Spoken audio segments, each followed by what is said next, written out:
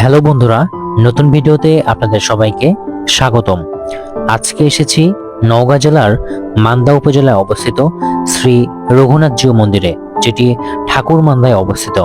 আজকে এই মন্দিরের ইতিহাস, ঐতিহ্য ও মন্দিরটি সম্পূর্ণরূপে ঘুরে দেখব এবং বিস্তারিত জানব।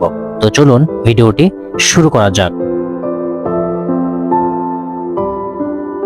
নওগাঁ জেলার মান্দা উপজেলার ঐতিহাসিক ও ধর্মীয় ঐতিহ্যের অন্যতম একটি নিদর্শন হল শ্রী শ্রী রঘুনাথ জিউ মন্দির। এটি কেবল একটি পূজা অর্চনার স্থান নয়, বরং স্থানীয় হিন্দু সম্প্রদায়ের সামাজিক, সাংস্কৃতিক ও ধর্মীয় কর্মকাণ্ডের কেন্দ্রবিন্দু হিসেবে পরিচিত। শ্রী শ্রী রঘুনাথ জিউ মন্দিরটি নওগাঁ জেলার মান্দা উপজেলায় অবস্থিত। মান্দা উপজেলা সদর থেকে সহজেই মন্দিরে পৌঁছানো যায়। আশপাশ রয়েছে গ্রামীণ পরিবেশ, ফসলি জমি, পুকুর ও ঐতিহ্যবাহী বসতি। ধারণা করা হয় যে মন্দিরটি জমিদার পরিবারের উদ্যোগে প্রতিষ্ঠিত হয়েছিল। স্থানীয় জনশ্রুতি অনুযায়ী 1800 থেকে 1900 শতকের দিকে জমিদার বা সম্ভ্রান্ত হিন্দু পরিবার ভক্তদের ধর্মীয় চর্চা ও সামাজিক কর্মকাণ্ডের জন্য এই মন্দিরটি গড়ে তোলে। মন্দিরে রঘুনাথ জিউ অর্থাৎ শ্রী রামচন্দ্র এর প্রতিমা স্থাপিত, যা রামায়ণের প্রভাব ও ভক্তিভাব প্রকাশ করে। এটি মান্দার হিন্দু সম্প্রদায়ের অন্যতম প্রাচীন ও পূজা অর্চনার স্থান। মন্দিরটি টেরাকোটা শৈলী ও প্রাচীন স্থাপত্যের ছাপ বহন করে। ইট ও চুন সুরকির গঠনে নির্মিত, উপরের দিকে শিখর বা চূড়া রয়েছে। দেয়ালে ও প্রবেশপথে খোদাই করা নকশা ও প্রতীকী চিত্রকলা দেখা যায়। আশপাশে পুকুর, মন্দির চত্বর ও পূজার জন্য খোলা স্থান বিদ্যমান রয়েছে।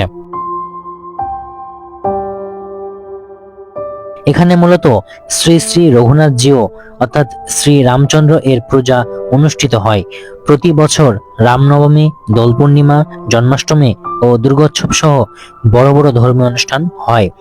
স্থানীয় ভক্তরা প্রতিদিন এখানে পূজা দেন এবং বিশেষ দিনে ব্যাপক ভক্ত সমাগম হয়। মন্দিরটি স্থানীয় হিন্দু সম্প্রদায়ের মিলন কেন্দ্র। এখানে বিভিন্ন ধর্মীয় উৎসব, কীর্তন, সামাজিক অনুদান, সাংস্কৃতিক অনুষ্ঠান অনুষ্ঠিত হয়। বিশেষ দুর্গোৎসব বা রামনবমীর সময় মন্দির প্রাঙ্গণ মেলায় রূপ নেয়। স্থানীয় লোককথা অনুযায়ী এক দরিদ্র অন্ধ ব্রাহ্মণ মন্দিরের চারপাশে বিল অর্থাৎ জলাশয় থেকে স্নানরত অবস্থায় রাম, লক্ষ্মণ ও সীতার বিগ্রহ পান। তিনি বিগ্রহগুলো নিজের বাড়িতে নিয়ে আসেন।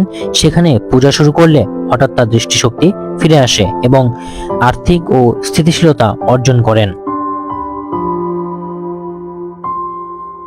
এই অলৌকিক ঘটনার খবরে নাটোরের জমিদার রানী ভবানী 1780 সালে মন্দিরটির বৃহৎ আকারে পুনর্নির্মাণ করেন। মন্দিরের সেবায়িত ছিল মানদা দেবী, যার নাম থেকে মান্দা নামটি এসেছে।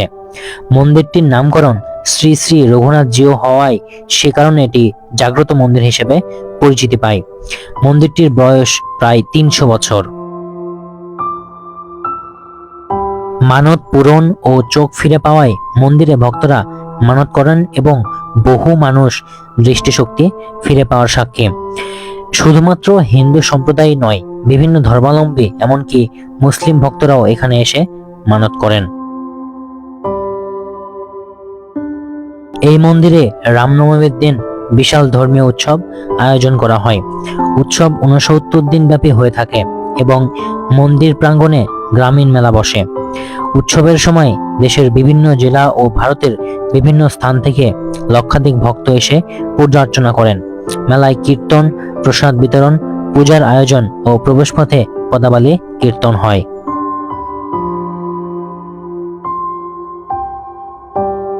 সব মিলিয়ে শ্রী শ্রী রঘুনাথ জিউ মন্দির কেবল একটি ধর্মীয় স্থান নয়, বরং মান্দার ঐতিহ্য, সংস্কৃতি ও ইতিহাসের প্রতীক। এটি স্থানীয় মানুষের ভক্তি ভালোবাসার কেন্দ্র এবং নওগাঁ জেলার প্রাচীন ঐতিহ্য বহনকারী এক অমূল্য সম্পদ।